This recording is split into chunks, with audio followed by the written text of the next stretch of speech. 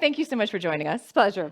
Thank you. How has the conference been overall? Good. Listen, it's my 4th conference. So you're a pro. You know how this goes. Well, I've learned through the years. I remember still the first one when the war in Ukraine was about to start.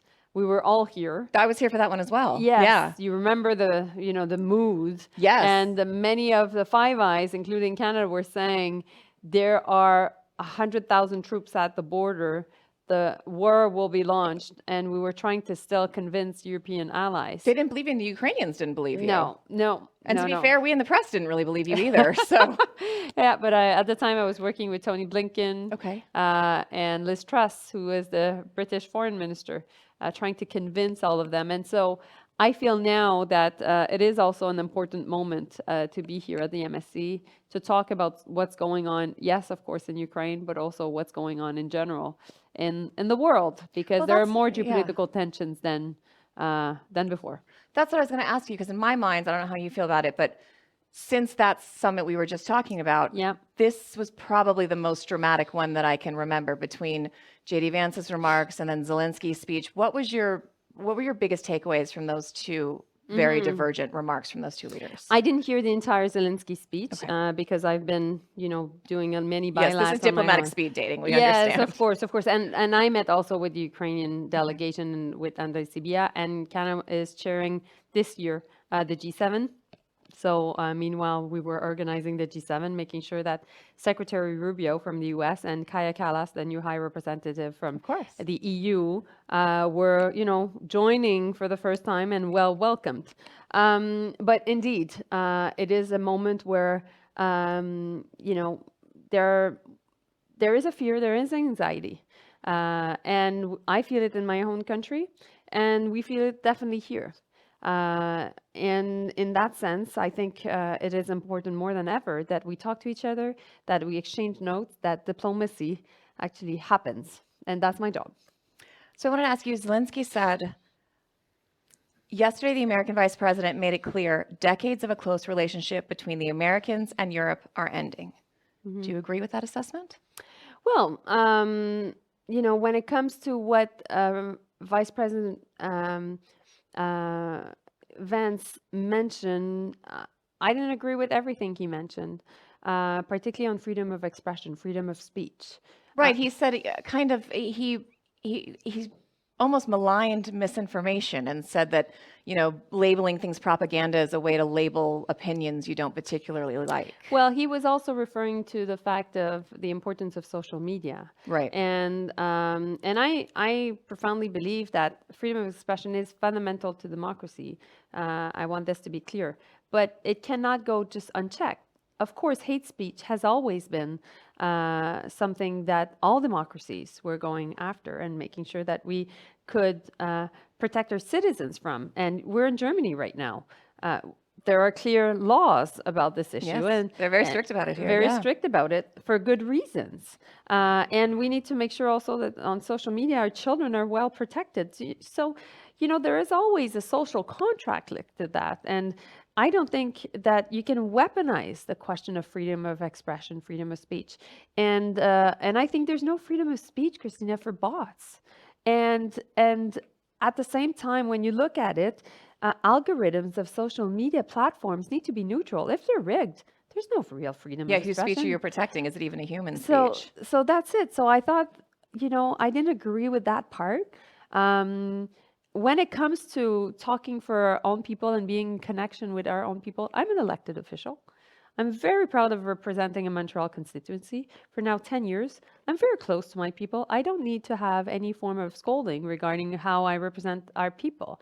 Is that did it feel like scolding? There was definitely a preoccupation of how the, speech was addressed. But fundamentally, I think that the point is we need to be able to have frank conversations, to be able, yes, to do more on defense, and I was referring to that, and we will do more, we will invest more. We hear the Americans on this. We do it for ourselves because, of course, it's our own sovereignty at risk, and we need to invest in our people and in our equipment. We will continue to protect North America. particularly in the Arctic. We're an Arctic nation. We know China and Russia are working together against NATO allies. We will work with Nordic states that are all now part of NATO, and we will continue to protect Europe, and we're leading a battle group right now, a brigade actually in Latvia at the eastern flank of NATO. And meanwhile, we understand the US when they say China is a threat. Europe needs to increase its protection and invest in protecting themselves. And meanwhile, we have to look at China and the Indo-Pacific. We get it. I've been saying that for now more than 3 years to our NATO partners in Europe, because what is happening in Europe is linked to what is happening in the Indo-Pacific and Asia. And one will impact the other. Of course. So I think there are ways of saying that. I think that Europeans are ready to hear that. But I think ultimately we need to make sure that we build bridges rather than get rid of some that have been built over the past 80 years. Based on what you've heard, not just here, but from the administration so far, do you think Europe can rely on the US to defend it if Article 5 is triggered under NATO? Listen, I won't go into hypothetical scenarios, but what I can tell you though is NATO is strong for Europe, but NATO is also essential for the US. And more than ever, you're seeing the different theaters of conflict being interlinked. Today, at the G7 foreign minister meeting, we said that clearly we needed to offer security guarantees for Ukraine, because if we don't, Russia can always leave, rearm, and reinvade. So that would not a ceasefire could almost benefit Russia. Exactly, and we don't want that to happen. And clearly, Secretary Rubio also was clear on that. We need to make sure that we call out the BRK that is providing soldiers and supporting Russia. We need to call out Iran, who is selling military equipment to Russia. And we need to make clear that China, through sanction circumvention, is actually supporting Russia. And we need to call out all these countries. And when I tell you that everything is linked, so Euro-Atlantic security is linked to the Indo-Pacific security, this is just the best example I can give you.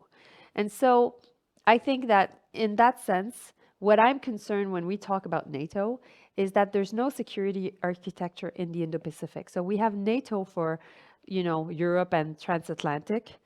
We have NORAD, Americans and Canadians together, and we need Yes, we talked about that a lot with your defense counterpart. Which is really, really important. And we need to make sure that NATO is allowed to be able to be in the Arctic along with NORAD. But to our western flank, we have nothing. And the US is close to Japan and South Korea because of the Camp David Accords that President Biden was able to sign. There is AUKUS as well, which is a nuclear submarine deal, but submarines have not been delivered yet and won't be until, a certain delay. So we need to make sure that we find a way to protect more our own interests and our own sovereignty against the DPRK and of course against China. And we're willing to work with NATO allies and of course the US on this and our Indo-Pacific partners.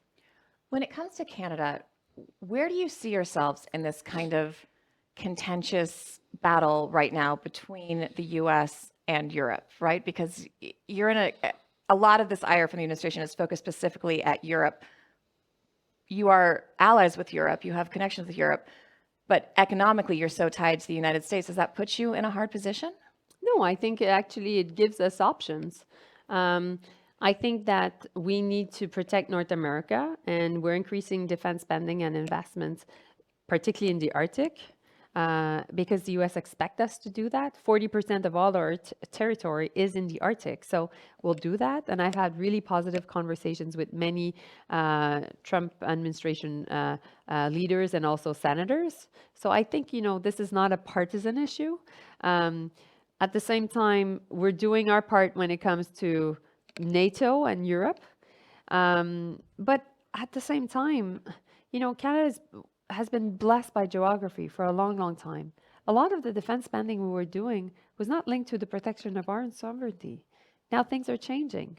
Yeah. So, and for a long time, Canadians didn't necessarily always value the importance of investing in defense. After the Second World War, we were benefiting from our geography and also the fact that we were a very, peaceful nation. It's very cold and you're very nice. Well, we're isolated. But at the same time, I think that now Canadians are reckoning that it is about us, it is about the world. And in that sense, it's not a question of values or principles. It's about being pragmatic and doing the right thing based on the threats we have. And so we will have closer cooperation, for example, with Arctic European states. So we will be closer than ever to the Nordic Five, so Finland, Sweden, Norway, Denmark, and Iceland. And of course, we will continue to work with NORAD. And of course, we have a free trade agreement with Europe, and we have a free trade agreement with the US. So on economic diversification, we'll continue to do that for sure. Do you think the US should take possession of Greenland? And should they rename it Red, White, and Blueland? I think at this point, this is not a joke anymore, Christina. Well, it's not actually. And I am curious what your take on that is. And given how important Nordic security is and Arctic security is it making those alliances you just talked about harder when one party is threatening to take over one of, a strategic part of that agreement? Well, it's definitely not conducive to a great partnership. So that's why right now we will continue to defend Denmark and Greenland's sovereignty and territorial integrity. Coming from Canada, I'm very much aware that we're not talking only about a map, and we're not only talking about a big piece of land that is frozen. We're talking about people. We're talking about people that have been living there and have traditions that are spread out through centuries. And already have a complicated history of trying to keep their own identity with, of course, colonial forces. And that's why, in Canada, we've used Inuit people as flagpoles a lot in the past. During the Second World War, during the Cold War. We just came up with a new Arctic foreign policy, which changes that, which puts them at the core of how we will deal with the Arctic. We are putting also our relationship not only north-south, but also, east-west, how they see their own territory. So we have to be closer to the US on the Alaska side. We need to be closer to Greenland also, and all the other Nordic Five on the much more eastern side. So I think things are in constant evolution, but we need to adapt very quickly. And we've been clear. I've had many conversations with the foreign minister from Denmark. We've talked also with the prime minister of Denmark. We met today with the foreign minister of Greenland, and because there was an Arctic panel. And I think that we are reckoning the fact that we have to do more in the Arctic, but also that we have to be respectful of people living there. You said when it comes to tariffs, Canada is the canary in the coal mine. Yeah. Is that a warning to your European allies? And do you think they could be seeing something similar as well? Yes, of course. We are, because we are the biggest trading partner to the US. We're the biggest client of American business. We buy more from the US than China, than Japan, than the UK and France combined. Why do you think this policy happened? Do you think the administration understands what a tariff is? Well, I can't talk for them, but I know that American people are the only ones that will be able to convince their administration that it's bad. Why? Because it's bad for them. Americans watching us right now should know that imposing tariffs on Canada is ultimately going to have an impact on how much it will cost at the pump when they go and fill their tanks. And at the same time, it will cost more at the grocery store. So why would they want that? We don't want that. We don't want tariffs. We don't believe in them. But of course, if we're imposed tariffs, we will have to retaliate. That's what I was going to ask should Canada respond in kind? Well, of course. And that's why we said when we were under threat that we would do so. And we already published what would be targeted. But ultimately, I think we can find a way to be all, rational and ultimately good leaders and protect our people. And that comes with the fact that we can make sure that they can afford a good life, a good way of living, and that is through actually cooperation rather than economic tensions. But is the U.S. administration, are they communicating with you about these actions? Did they communicate with you in advance of imposing them the first time around? Do you feel like you know what they want in order for them to not go into place, or is that still kind of a little murky? There's a level of unpredictability when it comes to President Trump, and we have to be able to compose with that unpredictability. That's part of my job as foreign minister, and that's the part of the job of anybody that will be in charge either of the Canadian government or any other countries on earth. But talk to me about that unpredictability. I mean, given, I covered the last administration as well, and I covered the first Trump administration, and given the constant whiplash from one to the other, politics in the U.S. used to be on either side, but close to the center. And now they're so far that from one administration to the other, they can change so much. And that has to put a lot of pressure on America's allies to scramble and respond. Is America a good ally? Well, America can be a very good ally, but I think that on the question of tariffs, what I've seen on my part, meeting with U.S. officials on both sides, Democrats and Republicans, a lot of them understood the impacts and were against it, against any form of tariffs. We have a lot of allies within the U.S. and Congress. I've been 5 times to D.C. and I've been to Mar-a-Lago. And you came to meet with Rubio almost as soon as he got the job, right? I remember you all were in D.C. very quickly. And I had even a private meeting with him in December. And, I think at the end of the day, more we're able to convince American people that this is bad for them, more will be able to prevail, because I've been saying that to Canadians and I've been saying that to Europeans. The only people that will have the Trump administration change course on tariffs are American people themselves, and they're bright. They're they have a very good judgment, a very, very good common sense, and what's in it for them if ultimately they pay for all that is being imposed on Canada. This is not a burden that they should be bearing, and we will make sure that we make that case clearly. You said at the start when we were talking a little bit that Canadians are worried, people are concerned. Can you explain that a little bit? What is worrying you, and what are the things you're really concerned about as you look at the global landscape, either in the U.S. or across the world? Well, I think that Canadians obviously are preoccupied about their jobs. So the threat of tariffs have had really an impact on Canadians being very rallying again, together and around the flag.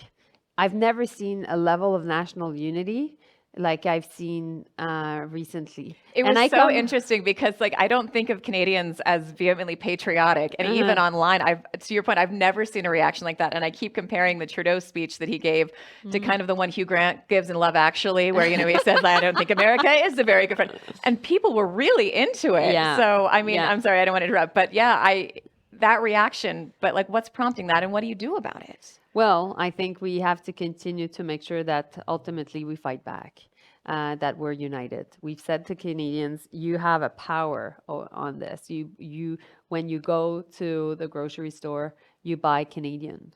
When you decide where to go in the world, you don't go to the U.S. We've seen 25% of decrease of actually tickets being bought on airlines in Canada going to the U.S. Wow. So Canadian consumers have real leverage. So that's important. And also, meanwhile, Canada was created out of the fact of fearing of being invaded by the U.S. And we created this federation where provinces have a lot of autonomy, but ultimately, over time, there are still lots of commercial barriers between them.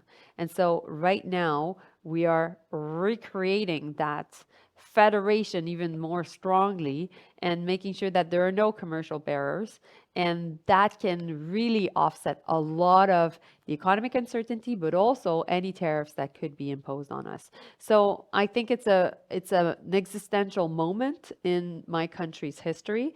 I think we'll be reading about it in history books. And I'm happy to be able to talk to people watching us right now about what's going on in our country, but also the fact that this should be a clear message to other countries that it could happen to them. Thank you so much for making the time. Thank I you. really appreciate it. Thank you. Thank Christina. you. Thank you.